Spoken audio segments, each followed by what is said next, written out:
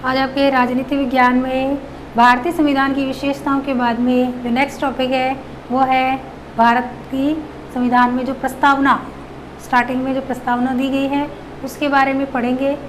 प्रस्तावना के द्वारा भारतीय संविधान के उद्देश्यों को स्पष्ट किया गया है, जिससे कि भारतीय संविधान की क्रियान्विति उस संविधान के मूल प्रस्तावना में जो भावना दी गई है उसके अनुरूप हो सके। तो आपकी बुक में 2 पैराग्राफ दिए गए प्रस्तावना के, और दोनों पैराग्राफों में कुछ अंतर है। जैसे आपके संपूर्ण प्रभुत्व संपन्न लोकतंत्रात्मक गणराज्य 42वां संविधान संशोधन हुआ था। 42वां जो आपके संविधान संशोधन हुआ था उसमें कुछ शब्दों को जोड़ा गया था। उसमें देखिए 1976 में हुआ था 42वां संविधान संशोधन। इसमें संपूर्ण प्रभुत्व संपन्न लोकतंत्रात्मक गणराज्य के स्थान पर संपूर्ण प्रभुत्व संपन्न समाजवादी पंथ निरपेक्ष लोकतंत्रात्मक गणराज्य बदला गया था। इसमें समाजवादी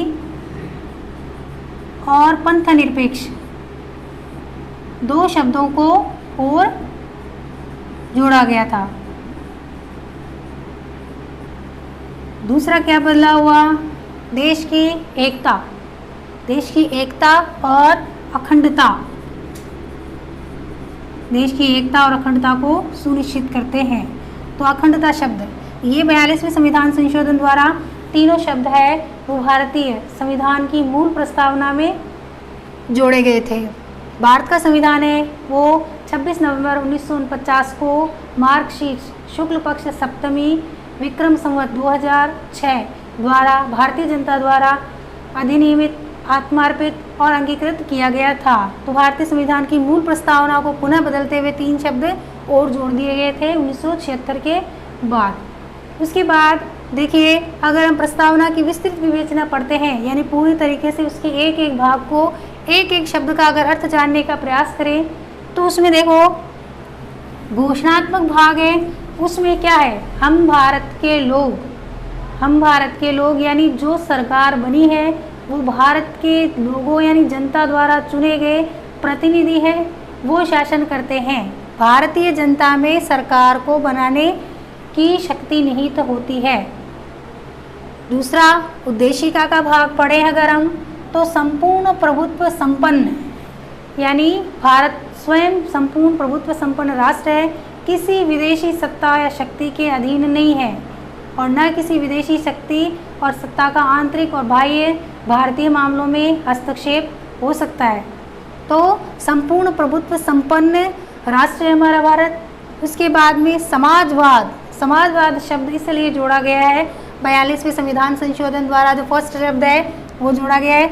उसमें देखिए भारत में जो गरीब वर्ग है उसको ऊपर उठाने के लिए, गरीबों का कल्याण करने के लिए, और भारत में जो अमीर और गरीब के बीच में जो विषमता की खाई विद्यमान है उसको कम करने के लिए समाजवाद शब्द के द्वारा भारत में आर्थिक कल्याण को प्रोत्साहन देकर गरीब वर्ग को ऊपर उठाने का प्रयास किया गया है। अगर हम पंथ निरपेक्षता की बात करें तो देखिए भारत के संविधान में या कहीं भी किसी एक धर्म विशेष को लेकर कोई विशेष प्रावधान नहीं दिया गया है। भारत न तो धर्म विरोधी है और न ही धर्म प्रचारक देश है, तटस्थ है। सभी धर्मों को भारत में समान संरक्षण प्राप्त है। तो भारत एक पंथ निरपेक्ष राष्ट्र है।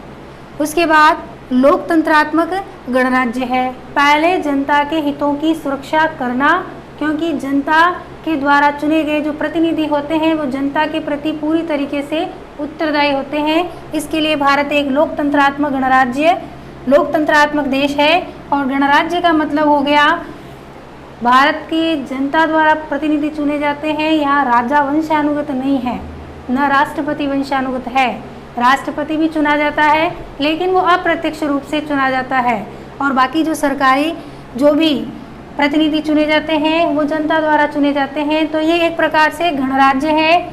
राज्याध्यक्ष शासन नहीं है, यहाँ पर किसी राजा का वंशानुगत शासन नहीं है। फिर हम विवरणात्मक भाग में पढ़ें तो देखिए सामाजिक न्याय, उसमें धर्म, लिंग, जाति, वर्ग, जन्म स्थान, इस सब को लेकर किसी प्रकार का जनता में कोई भेदभाव नहीं किया जाता है।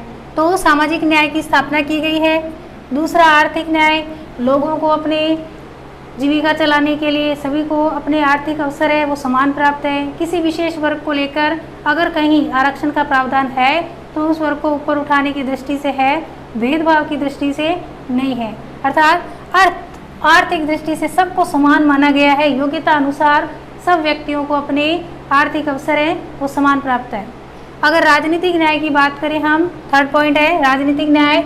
इसके बारे में पढ़ें तो आप देखिए 18 वर्ष की आयु के बाद सबको वोट देने का अधिकार है और उसके बाद प्रत्येक व्यक्ति को चुनाव में भाग लेने का अधिकार है। धर्म, जाति के आधार पर या अमीर गरीब के आधार पर इस चीज़ में कोई बदलाव या भेदभाव है वो नहीं है।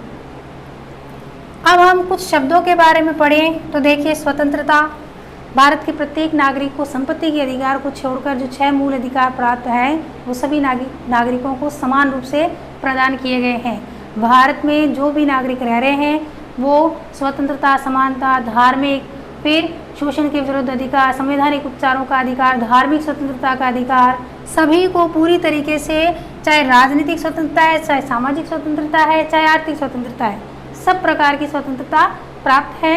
उनमें अगर कुछ नियम लागू होते हैं तो वह देश की शासन व्यवस्था को सुचारू रूप से चलाने के लिए लागू है।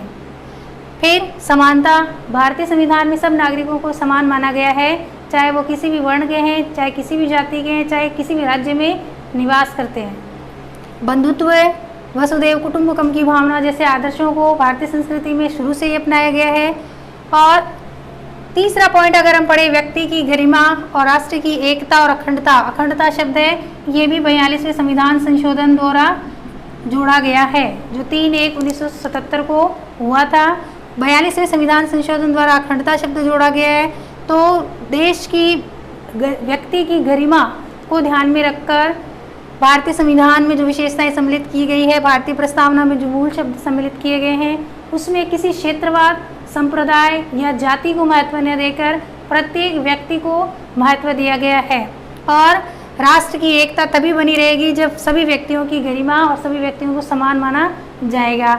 और अखंडता यानी एक राष्ट्र, संपूर्ण भारतीय नागरिक भारतीय हैं हम, किसी अन्य प्रकार की पहचान नहीं है, हम भारतीय हैं। तो इस प्रकार देश की अखंडता है वो सुनिश्चित करने का प्रयास किया गया है। ये मूल प्रस्तावना थी भारतीय संविधान की, जिसमें जो जो चेंजेस हुए हैं या जो जो नए शब्द जोड़े गए हैं या इनके जो भाग हैं उनके बारे में आपको पढ़ाया था। आज आपके ये पार्ट है भारतीय संविधान की विशेषताएं वो कंप्लीट हो चुका है। नेक्स्ट टॉपिक है वो नेक्स्ट क्लास में पढ़ेंगे।